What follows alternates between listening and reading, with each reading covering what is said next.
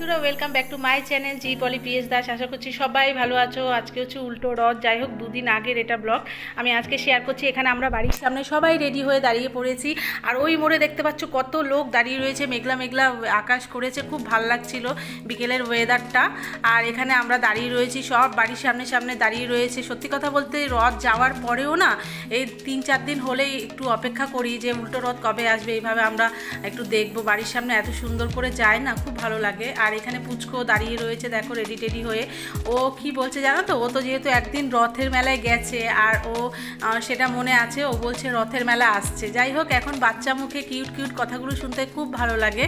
আর আমার সামনের ক্যামেরাটা একটু ঘোলা, সে কারণে একটু ঝাপসা ঝাপসা হলো। আর এখানে পাকা বুড়ো দাঁড়িয়ে রয়েছে কোমরে হাত দিয়ে, দেখতেই পাচ্ছ। যাই হোক, অলরেডি জগন্নাথ চলে এসছে, খুব সুন্দর নাচ করতে করতে যাচ্ছে। আমি বললাম যে ওর বাবাকে যে তুমি পুচকুকে যেভাবে হোক দড়ি টানাবে, যেইভাবে হোক। যাই হোক, এখানে দেখো খুব ভালো লাগে, মহাপ্রভুরা আসে, ইসকন থেকে অনেকে আসে। দেখো সবাই নাচ করতে করতে যাচ্ছে, মায়াপুরের ড্রেস পরেছে সব বউরা, ভালো লাগে বেশ। যাই হোক, একদম বাড়ির সামনে আমরা এই যে ভিডিও যেখানে করছি সেটা একদম আমাদের বাড়ির সামনেটাই, একদম মানে আমাকে কোথাও এপার ওপার হতে হয়নি, একদম বাড়ির সামনেই দাঁড়িয়ে রয়েছে, আমার বাড়ির মধ্যেই দাঁড়িয়ে রয়েছে বলতে পারো। যাই হোক, এখানে সব যাচ্ছে, ভালোই লাগে। আর একটু কষ্ট হচ্ছিল যখন জগন্নাথটা সামনে আসছিল, তখন একটু কষ্ট হচ্ছিল, জানি না কেন। আর এখানে দেখো কি ভাল লাগছে, কি কিউট এনাদের দেখতে, একদম সাদা পরীর মতো, ভালো লাগে। আর এই যে মহাপ্রভুরাও যাচ্ছে। পুচকু একটুখানি না ভয় পেয়ে গেছিলো। এই যে হলুদ শাড়ি পরা দেখতে পাচ্ছ, এটা হচ্ছে আমার পাশের বাড়ি কাকি।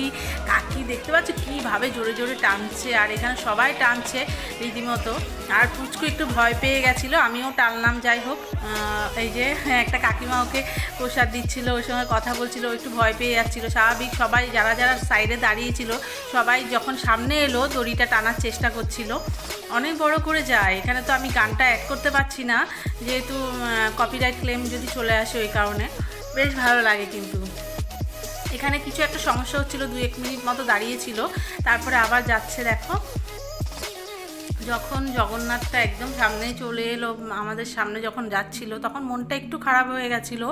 সব মিলেমিশে দুঃখ কষ্ট মনে হচ্ছিল, চোখের জলটা না, চোখটা আমার ছলছল করছিল। তাই জগন্নাথকে বললাম, ঠাকুর তুমি সবার দুঃখ কষ্ট এই তোমার রথের চাকা দিয়ে উল্টোভাবে নিয়ে চলে যেও, সব পিষে দিও দুঃখ কষ্ট, সবার দুঃখ কষ্ট, সবাই যেন ভালো থাকুক, এটাই জগন্নাথের কাছে প্রার্থনা করি।